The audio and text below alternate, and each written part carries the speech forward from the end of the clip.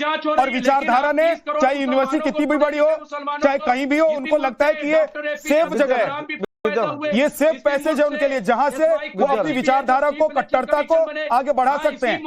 विद्यानंद जी इन्होंने पूछा कि बंद कौन है, तो इनको बताइए ना, इमरान बंद है। सिंह जी एक एक करके 1 मिनट रुक जाइए। आप इतने सारे नाम, हाँ, लेकिन आप ये बताइए, जो आप कह रहे हो, अभी कल ही इलाहाबाद हाई कोर्ट ने विद्यानाथ जी जाजी 29 साल बाद इलियास नाम के एक शख्स को बस 1996 में बस धमाका हुआ था, कल रिहा किया है।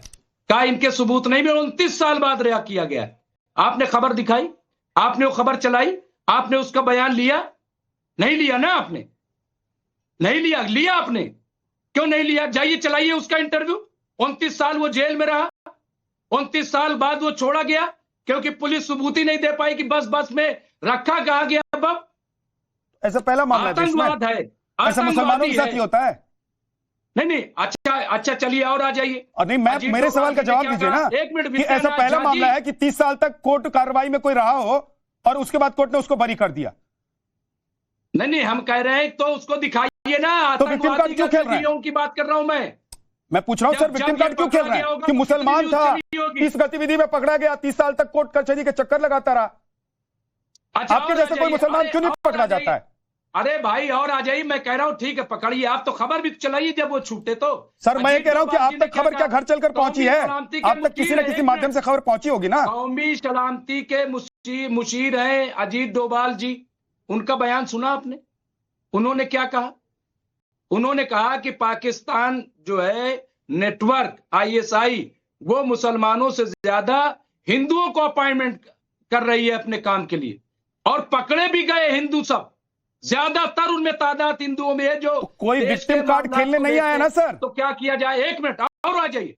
अभी जो मिनिस्टर ने कहा कि वहां पे अल-फलाह अलीगढ़ यूनिवर्सिटी में क्रिकेट, तो क्रिकेट तो अभी पाकिस्तान से हमारी इंडिया टीम ने भी खेला, तो क्या करें? जिन्होंने खिलवाया उनके खिलाफ कार्रवाई करें। सर क्रिकेट खेल के बताइए ना भाई, क्रिकेट खेलना अपनी कट्टर विचारधारा को, बेवकूफी की बात है ये। क्या बेवकूफी की बात है? ये बेवकूफी की बातें हैं कि क्रिकेट खेलकर कोई कट्टरता और कट्टर विचारधारा को पहन लेता है, ओढ़ लेता है, या ये बेवकूफी की बातें हैं कि किसी संस्थान, संगठन या किसी यूनिवर्सिटी में रहकर उसको लगता है कि नहीं यहां पर बड़े आराम से मैं अपनी विचारधारा को, अपनी कट्टरपंथी सोच को आगे बढ़ा सकता हूं। इसलिए बंद करो। और वो सारे संस्थान ऐसे क्यों निकलते हैं जो अल्पसंख्यक हैं? नहीं, आप ये बताइए, छोड़िए सब जो मंत्री ने बयान दिया, आप इत्तेफाक करते हैं क्या सब बंद कर दिया जाए? मैं सवाल पूछ रहा हूं आपसे। नहीं, आप ऐसी विचारधारा, ऐसी कट्टरता अल्पसंख्यक यूनिवर्सिटी से ही क्यों निकलती है सर? मदरसों से ही क्यों निकलती है? मुझे बताइए। मैं पूछ रहा हूं, ऐसी कट्टरता, ऐसी विचारधारा, ऐसी आतंकवादी गतिविधियां और इनका लेना देना इन अल्पसंख्यक यूनिवर्सिटीज और मदरसों से क्यों निकलते हैं? सिर्फ मदरसे कहां निकलते हैं आप बताइए? प्रियंका शर्मा कहां की पड़ी हुई है? डॉक्टर प्रियंका शर्मा, वो भी तो अरेस्ट हुई है। हाँ, तो प्रियंका शर्मा और इस तरीके कई लोग अरेस्ट हुए। सुनिए मेरी बात, मैंने बताया, मैं बता दे रहा हूं। आपने प्रियंका शर्मा का नाम लिया, आपने प्रियंका शर्मा का नाम लिया, और मुझे पता है कि आप लोगों को एक प्रियंका शर्मा दिख गई तो आप लोगों को लगने लगा कि भाई यहां तो देखिए एक डिफेंस के लिए एक प्रियंका शर्मा का नाम आ गया, लेकिन प्रियंका शर्मा को पूछताछ के लिए बुलाया गया था। अगर आपके संगठन में, आपके संस्थान में कोई हिंदू काम कर रहा, आपके ऊपर कोई आरोप लगेगा और उसको बुलाया जाएगा पूछताछ के लिए, एजेंसियों को लगेगा कि पूछताछ करनी चाहिए, उससे पूछताछ करने के बाद उसको छोड़ दिया जाता है, तो आप उसको जबरदस्ती रगड़ेंगे क्योंकि आपको लग रहा है कि एक समुदाय को बचाने के लिए दूसरे समुदाय को फंसाना जरूरी है। हम कह रहे हैं कि भाई आप बताइए ना, 29 साल बाद वो बरी किया गया, 29 साल बाद फिर वहीं कोई सबूत नहीं दे पाई पुलिस कि वहां पे कहां किसने रखा। ये कोई एक मामला है? मुझे ये बताइए, मामला नहीं है देश में कोई ये पहला मामला था जहां पर किसी के खिलाफ कोई मामला चला, 29 साल तक चला, वो जेल गया, जेल से बाहर आया और उसके बाद कोर्ट से बरी हो गया। अरे भाई, आपको तो खुश होना चाहिए कि 29 साल बाद कम से कम इस देश में न्याय की व्यवस्था ऐसी है कि 29 साल लग गए लेकिन न्याय मिली उसे। तो न्याय की व्यवस्था है ना, लेकिन ये बताइए, अगर आज का दौर होता तो योगी जी तो बुलडोजर चलवा देते, योगी जी हो सकता है एनकाउंटर करवा देते। ये तो 96 का मामला है, तो इसलिए वो मुकदमा चला तो उसको इंसाफ मिल गया। लेकिन ये जो फौरन कार्रवाई, मैं वही तो कह रहा हूं, कोई भी देश का मुसलमान, अभी वो मंत्री क्या कह रहा है, कह रहा है कि कोई खड़ा नहीं हो रहा है। अरे भाई कैसे खड़े हो? कहां नहीं प्रोटेस्ट हो रहा है? ठीक है। हर जगह प्रोटेस्ट हो रहा है, हर जगह अखिलेश कटियार जी, कौन नहीं बोल रहा है? सब बोल रहे हैं। बोल रहे हैं ना सर। दिन रात आप जैसे लोग एक तरफ कह रहे हैं कि ब्लास्ट जो हुआ, धमाका वो गलत हुआ, दूसरी तरफ आप जैसे ही लोग कह रहे हैं कि एक समुदाय को, एक धर्म विशेष के लोगों को टारगेट किया जा रहा है।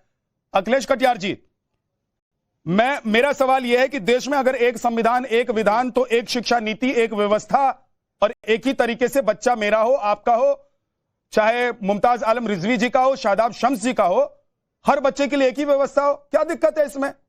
अल्पसंख्यक यूनिवर्सिटीज, अल्पसंख्यक संगठन, अल्पसंख्यक इस तरह के जो जितने भी संस्थान हैं, उनकी क्या जरूरत है देश में? ऐसा तो है नहीं कि दिल्ली यूनिवर्सिटी में जिन कॉलेजों में अल्पसंख्यकों को रिजर्वेशन नहीं है, या लखनऊ के किसी सेंट्रल यूनिवर्सिटी में या वहां की यूनिवर्सिटी में रिजर्वेशन नहीं है, वहां पर बच्चों को कम पढ़ाई मिलती है और कम मौका मिलता है। अखिलेश जी, नहीं, मुझे 2 मिनट का समय दीजिए झा साहब। हम लोग समाजवादी लोग तो शुरू से ये नारा लगाते रहे कि शिक्षा का उद्देश्य मान राष्ट्रीय एकता एवं स्वाभिमान। चपरासी का बेटा हो या राष्ट्रपति की संतान, सबको शिक्षा एक समान। तो एक जैसी शिक्षा हो, समान शिक्षा हो, अनिवार्य शिक्षा हो, इस नियत से लेके तो आओ। उसके पीछे कोई वजह हो, लेकिन देश में समान शिक्षा, अनिवार्य शिक्षा, मुफ्त शिक्षा, ये एक प्लेटफॉर्म बनाओ। उसका एक मकसद हो, इससे तो देश में काया पलट हो जाएगी। एक बात।